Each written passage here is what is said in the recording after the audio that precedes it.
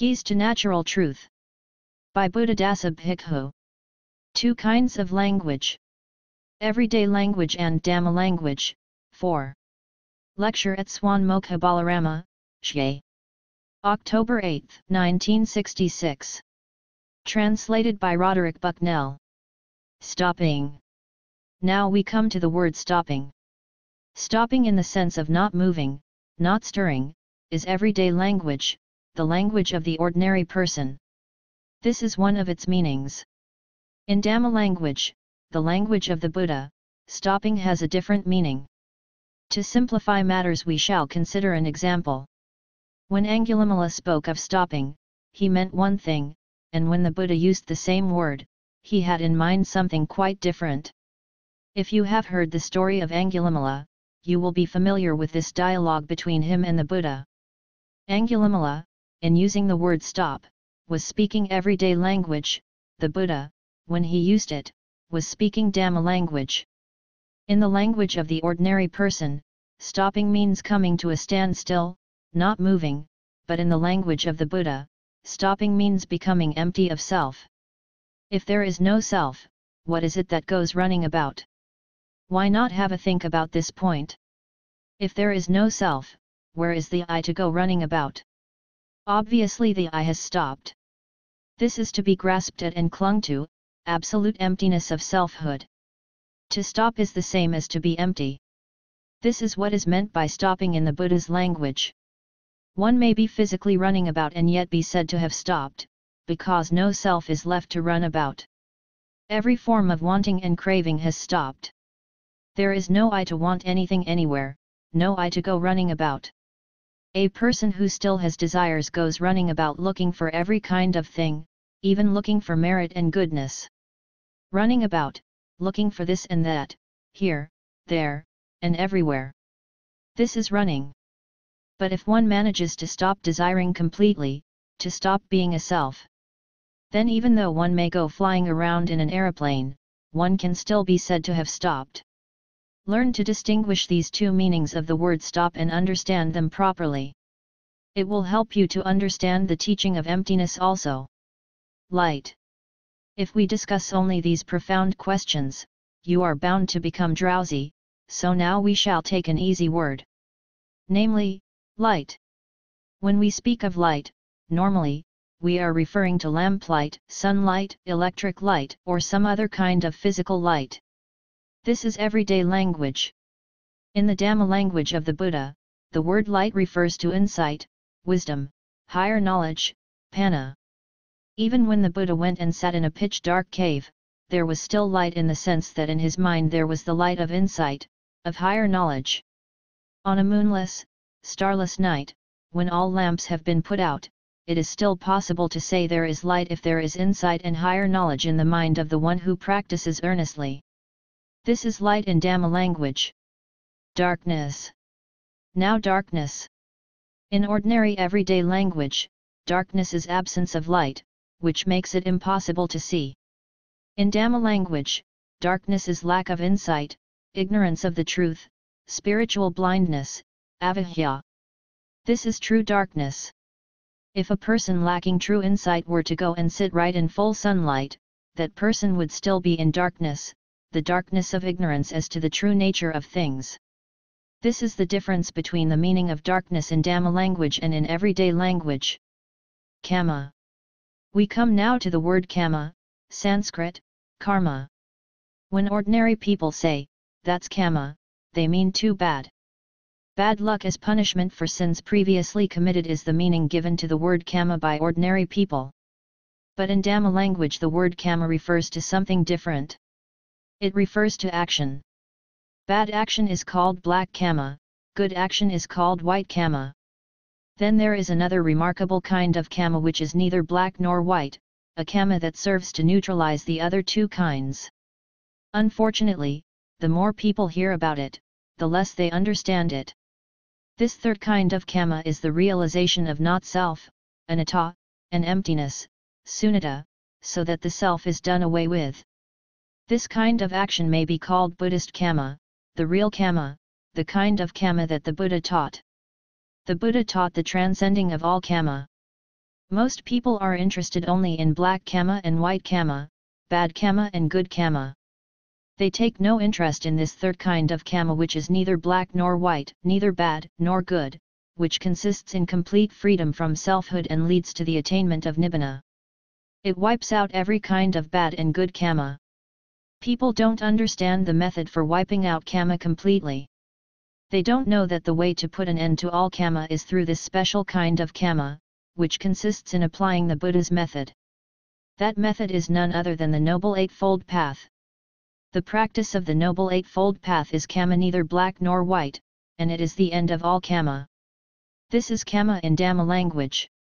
It is very different from the karma of immature people, who exclaim that's karma, meaning only too bad, or bad luck. Karma understood as bad luck is the karma of everyday language. Refuge. Consider now the word refuge or support, sarana. In everyday language, a refuge or support is some person or thing outside of and other than oneself which one may depend on for help. For instance, people may depend on employers, ghosts, good luck omens, or guardian angels. Anything or anyone other than oneself that is relied upon. This is the meaning of refuge or support in everyday language. The refuge or support of Dhamma language is to be found within oneself. Even when we speak of going to the Buddha, Dhamma, and Sangha for refuge, we really mean going to the Buddha, Dhamma, and Sangha that are to be found within ourselves, within our own minds. Only then can they really serve as our refuge. So these supports are to be found within ourselves. Our own efforts bring into existence the Buddha, Dhamma, and Sangha within our own minds. According to Dhamma language, one is one's own refuge. Refuge is within oneself, not somewhere outside. Heart of Buddhism. This brings us to the expression the heart of Buddhism. In discussions about what constitutes the heart of Buddhism, all sorts of strange ideas are brought forward. Some people recite this or that formula, such as six supa. This sort of heart is everyday language, the language of stupid people. People with no knowledge of Dhamma will just rattle off a couple of Pali words or some other cliché and proclaim this to be the heart of Buddhism. The heart of Buddhism, as this expression is understood in Dhamma language, as the Buddha has put it, is the realization that nothing whatsoever should be grasped at and clung to. Sab Dhamma Nalam Abhinavizaya. Nothing whatever should be grasped at and clung to as me or mine. This is the heart of Buddhism as understood in Dhamma language, the language of the Buddha. So anyone who is after the heart of Buddhism should be very careful not to get just the heart of everyday language, the language of people ignorant of Dhamma. That sort of heart is likely to be something ridiculous, laughable, and childish. What I have said so far ought to be sufficient to enable you to realize how a single word may have two different meanings. An intelligent and discerning person will be capable of considering both modes of speaking. A wise person is one who is careful to consider both modes of speaking. Both modes of speaking means both of the possible meanings of a word. One is the meaning the word has in everyday language, the other is the meaning that same word has in Dhamma language. A discerning person must consider both meanings, as we have done in the numerous examples dealt with above. The words we have considered so far as examples are rather high-level terms. Let us now consider some more down-to-earth examples. I apologize if some of these appear a little crude. Eating. Take the word eating. In everyday language, to eat is to take in nourishment through the mouth in the usual way. But the eating of Dhamma language can be done by way of eye, ear, nose, tongue, body, or mind. Think it over. What does the word eat refer to here? The eye sees a form, the ear hears a sound, the nose smells an odor, and so on with the remaining sense organs. This is referred to as eating, eating by way of eye, ear, nose, and so on. This is Dhamma language. For instance, in Pali and Sanskrit the word kamabhagai was commonly used to refer to a person who indulged in sensuality. Literally this word means simply sensuality eater. The expression eating a woman sounds most peculiar in Thai. But in Pali and Sanskrit it is a perfectly ordinary expression. To eat a woman does not mean to carry off, kill, cook, and eat her. It means to have sexual relations with her. This is what is meant by eating in this case, and this is what the word eating means in Dhamma language. On the other hand, the Pali word nibbego, having nothing to eat, is used to describe the Buddha and Arahants.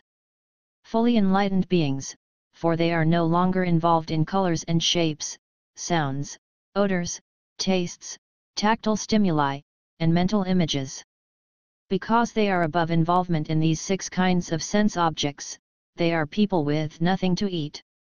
Get to know this broad usage of the word eat in Dhamma language. It will make it easier to understand the more profound aspects of the teaching.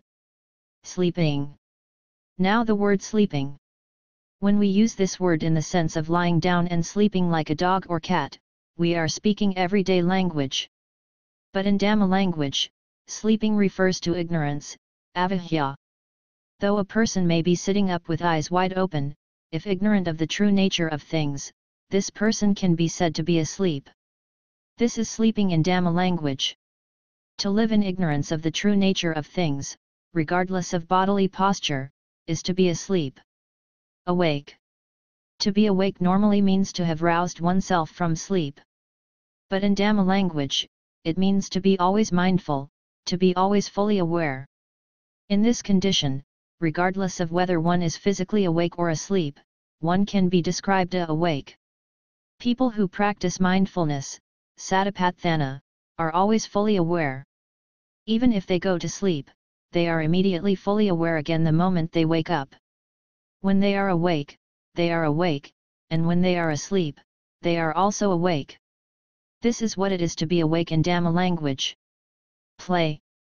To play in the language of the ordinary person is to amuse oneself as do children with games, sports, laughter, and good fun. But in Dhamma language, to play is to rejoice in the Dhamma, to be joyful over the Dhamma. Even to play with the bliss associated with the deeper stages of concentration, jhana, was called in Pali jhanakila, concentration games. This is the play of the Aryans, those well advanced in Dhamma practice. This is what play means in Dhamma language. Angel. Next, the word angel, Tai Nang Faa, literally, sky woman.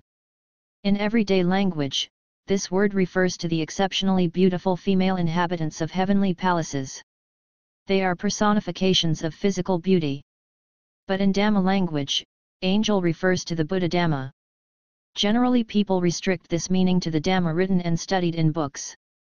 But in truth it encompasses all Dhamma, for all Dhamma is beautiful in the beginning, beautiful in the middle, and beautiful in the end, as explained above regarding the sublime way of life. Thus, even the word angel has different levels of meaning. And angel in Dhamma language is the hope of all worthy Buddhists. Keys to Natural Truth. By Buddhadasa Bhikkhu. 2 kinds of language. Everyday language and Dhamma language. 5. Lecture at Swan Mokha Balarama, Shye. October 8, 1966. Translated by Roderick Bucknell. Female and male. Now, let us look at the words female and male.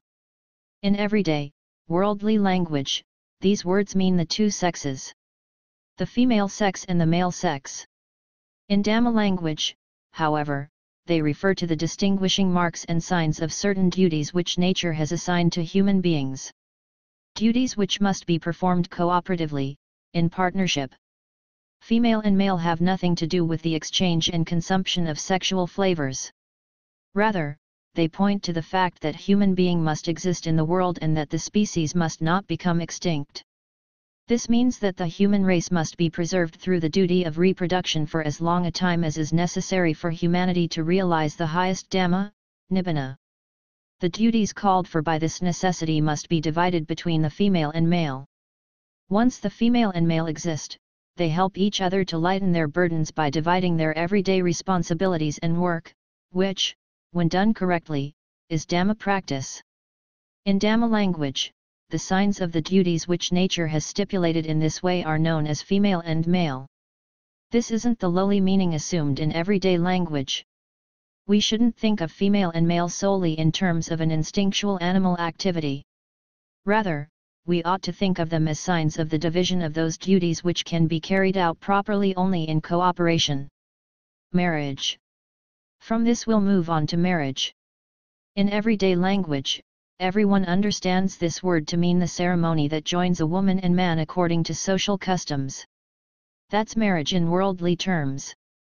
However, in Pali, the language of Dhamma, the word marriage is samarasa, which translates as having equal, sama, flavor, taste, duty, or function, rasa, through Dhamma or in Dhamma. This means that two people with correct wants and needs are united as one. Physical contact between them is unnecessary, though there may be other forms of contact, such as letter writing. Marriage is possible even though the skin and flesh of the two partners never touch. This is because their wants are the same and their responsibilities are equal. For example, both genuinely want to transcend dukkha using the same principles of practice. Both persons are satisfied in the unified Dhamma practice and in the fruits mutually desired. This is what we call having equal flavor, which is marriage in Dhamma language and in Pali.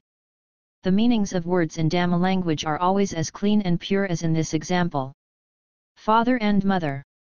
Now we come to the words father and mothers. In ordinary worldly language, these words refer to the two people responsible for our having been born. But in the deeper language of Dhamma, our father is ignorance, avijja, and our mother is craving, tanha. They must be killed and gotten rid of completely. For instance, the Buddha said, Matram pitram hantpa akatanasi brahmana. Be ungrateful. Kill the father, kill the mother, and you will attain nibbana. Our father, the one responsible for our birth, is ignorance, or not knowing, avijja. Our mother, the other one responsible for our birth, is craving, tanha. The words father and mother in Dhamma language were given these higher meanings by the Buddha. So the parents, avijja and tanha, have to be killed, destroyed completely, for nibbana to be realized. Friend. The word friend in worldly everyday language refers to a companion, someone who does things that please one. But in Dhamma language, friend or companion refers to the Dhamma, and in particular to that aspect of the Dhamma that enables us to free ourselves from dukkha. The Buddha specifically mentioned the Noble Eightfold Path as humanity's supreme friend, Kalyanamitta. In Dhamma language, friend means the Noble Eightfold Path, right understanding, right intention, and so on up to right concentration. This is what friend means in Dhamma language. Enemy. An enemy in everyday language is someone whom we hate and who is out to do us harm. But our enemy, as this word is understood in Dhamma language, is our own misdirected mind. Our very own mind and the misuse of it, that is our real enemy. The misdirected mind is our enemy, not someone outside of ourselves.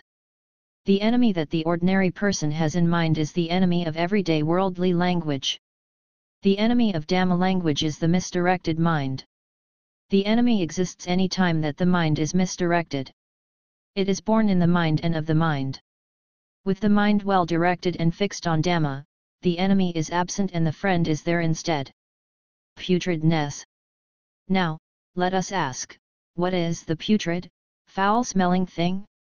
In everyday language it may be rotten fish or something of the sort, but in Dhamma language it is something very different. The Buddha referred to the mental defilements, kilesa, as putrid, foul-smelling things. Excessive desire, self-centeredness, and obsession with the ideas of me and mine, these are putrid, foul-smelling things. All these words that we have considered are nothing but perfectly ordinary words selected to demonstrate the difference between everyday language and Dhamma language. If you think it over, you will realize that this difference is the very reason that we fail to understand Buddha Dhamma. We don't understand this highest and most profound of teachings simply because we don't know the language of Dhamma. We know only everyday language and are unable to comprehend the language of the nobles ones, Aryans, beings well advanced in the practice. Laughter. Consider, for example, laughter. The Buddha once said, laughter is the behavior of an infant in its cradle. Think about it. We like to laugh heartily, even though it is the behavior of an infant in its cradle. It doesn't even embarrass us. We like it. We go right on laughing heartily, guffawing loudly. Why did the Buddha say that laughter is the behavior of an infant in its cradle? Think of an infant in its cradle and the way it lies there gurgling and grinning at you. The laughter of the noble ones is different. They laugh at all compounded things, sankhara, which are impermanent and changing, unsatisfactory, dukkha, and not self. Because they know, they can laugh at compounded things and at craving, which henceforth can do them no harm. This is the right kind of laughter, the kind that has meaning and worth. Singing. Now consider singing. Singing, such as we hear on the radio, is just like someone weeping. The Aryans put singing in the same category as weeping. In singing, the actions of mouth, throat, vocal cords, and tongue are just the same as they are in weeping. But if it is a real song, the song of the noble ones, then it is a paean of joy at having seen the Dhamma. It proclaims the Dhamma and it proclaims satisfaction in the Dhamma. The song of the Aryans is a paean of joy proclaiming the Dhamma. This is true singing. Dancing. Next, consider dancing, which is so popular. People make a special effort to learn how to do it, and they get their sons and daughters to learn it too. They spend a lot of money on it. The Aryans, however, regard dancing as the antics of madmen. You can see for yourself how closely dancing resembles the antics of madmen, if you just compare them. No sane person would ever get up and dance. It has been calculated that a person has to be at least 15% mad in order to overcome his sense of shame to get up and dance. So dancing is the antics of madmen. The dancing of the Aryans is Dhammanandi. They dance and jeer at the defilements, proclaiming their liberation. They are no longer bound hand and foot, arm and leg. Their limbs are free. They can dance because they are not bound down by attachment. This is how the noble ones dance. Blindness. Think it over. If we know only the language of common people, we can't possibly understand this kind of talk. The wise person says, "The birds see not the sky," and the foolish person doesn't believe it. Why don't birds see the sky? Because they are flying in the sky. The wise person says, "The fish see not the water," and again the foolish person doesn't believe it. It never occurs to such people that fish living in water cannot see the water because the fish are in such close contact with it. They know nothing about water. Likewise, earthworms always burrowing in the earth never see the earth. And the worms that live in a dung heap, that are born and die in a dung heap, never see that dung heap. Lastly, humanity sees not the world. People living and moving about in the world still do not see the world. If they really saw the world, they certainly wouldn't stay stuck in it. They would be sure to get free to the world and dwell with the Dhamma. People who are bogged down in the world, like worms in a dung heap, know only worldly everyday language. They don't know Dhamma language. The reason they don't know Dhamma language is that they are stuck fast in the world like the worms in their dung heap. The earthworms in the ground, the fish in the water, and the birds in the sky. People don't know Dhamma language. Not knowing Dhamma language, they cannot comprehend Dhamma. Walking nowhere. Here is a good example of Dhamma language: walking, walking, and never arriving.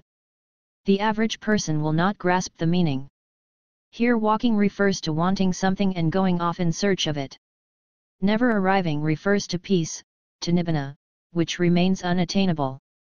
Nibbana is attained by not wanting, not desiring, not hoping, not yearning. So there is no need to walk at all. By not walking, nibbana will be realized. Walking, walking, and never arriving. Wanting, wanting, and never attaining. The more we want anything, want to get this or that, want to be this or that, the more inaccessible it becomes. All we must do is to give up wanting something and we get it in full, straight away. Silence. In Dhamma language, it is said, talk is not loud, silence is loud. This means that when the mind is well concentrated, still and quiet, the voice of Dhamma will be heard. Again it is said, these things that can be talked about are not the real Dhamma, about the real Dhamma nothing can be said. Everything that I have been saying in this talk is still not really Dhamma, it is still not the actual thing. My words are nothing more than an attempt to explain how to arrive at and understand the real thing. The real thing cannot be discussed. The more we say about Dhamma, the further it recedes from us. We can talk about only the method which will guide us along, which will tell us what to do in order to arrive at the real thing, the genuine Dhamma. So we must stop talking. This being the case, we shall leave off our comparison of everyday language and Dhamma language. I suggest you think it over and decide whether or not you agree with me concerning our failure to understand Dhamma. Some of us have been listening to sermons and lectures and expositions of Dhamma for 10 years, 20 years, 30 years, and more. Why is it, then, that we still don't understand Dhamma, see Dhamma, penetrate Dhamma? The reason we don't understand is simply that we don't listen in the right way. And why don't we listen in the right way? Because we are familiar only with everyday language and have no acquaintance with Dhamma language. We hear Dhamma language and take it as being everyday language. We are just like those foolish people who always take the word emptiness in its everyday sense, completely miss the Dhamma sense, and then make all sorts of ridiculous assertions about it. Such are the unhappy consequences of not being familiar with both everyday language and Dhamma language. People in this portion have not got their wits about them. They lack discernment, the quality the Buddha was referring to when he said, Apamato ubhoathad higanhadi pandito. Dith dhamasiya yoatho, yosiatho samparayako. Athabasame adhiro pandito ti pavakati. The wise and heedful person is familiar with both modes of speaking. The meaning seen by ordinary people and the meaning which they can't understand. One who is fluent in the various modes of speaking is a wise person.